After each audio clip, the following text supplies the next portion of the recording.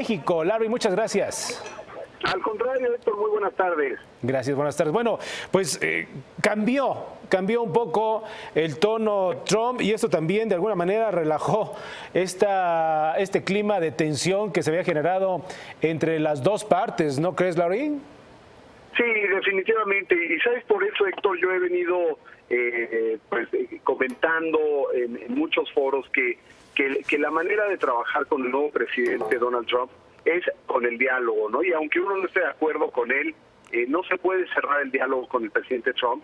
Y cuando uno se sienta con el presidente Trump y no está de acuerdo, pues así hay que decirlo, ¿no? Hay que decir, señor Trump, pues en México no estamos de acuerdo con el muro, ¿no? Habrá otros puntos de acuerdo, pero lo importante es, como dirían en inglés, estar de acuerdo en estar en desacuerdo, ¿no? Entonces, creo que esa es la mejor política, por eso vimos que hubo un cambio importante. Yo felicito que esta llamada se haya dado, Héctor, porque creo que cambió, como tú muy bien apuntas, pues todo el clima de que ya habían hablado los dos mandatarios, que hablaron por más de una hora, y este encuentro cara a cara entre los dos se tiene que dar lo antes posible, en mi particular opinión. Sí, por supuesto. Incluso el propio presidente Trump lo dejó abierto, ¿no? En esta conferencia de medios, en ese sentido. Ahora, Larry, ¿qué opinión te merece esta larga conferencia que dio uno de los hombres más ricos del planeta, que se llama Carlos Slim, en donde pues se refirió a varios temas que tienen que ver con la relación bilateral México-Estados Unidos? Pues definitivamente una de las cosas que más me llamó la atención y me gustó de la conferencia del ingeniero Slim fue definitivamente el término de negotiator.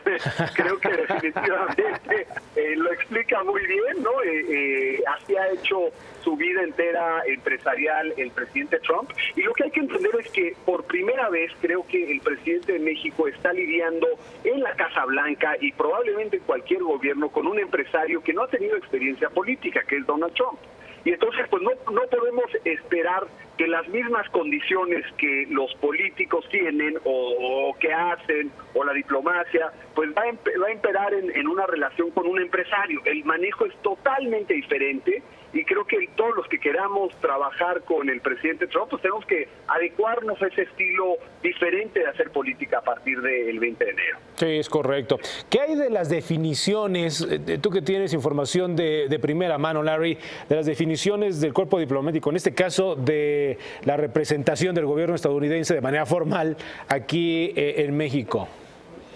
Pues uno de los primeros pasos es que ya quede ratificado por el Pleno del Senado el secretario de Estado, Rex Tillerson, el que es el expresidente de Exxon, y una vez que pase eso, él va a empezar a nombrar a todos los miembros del cuerpo diplomático, incluyendo también a los subsecretarios que estarán a cargo de diferentes regiones, incluyendo lo que llaman el hemisferio occidental, o sea, las Américas.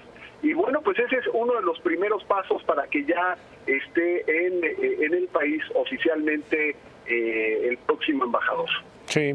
Por último, de nuestra parte, Larry, ayer por la tarde-noche llegó el clima en distintos sectores a calentarse, por decirlo de una manera muy coloquial, que distintos líderes sociales decían que México y Estados Unidos ya habían entrado a una guerra diplomática y comercial.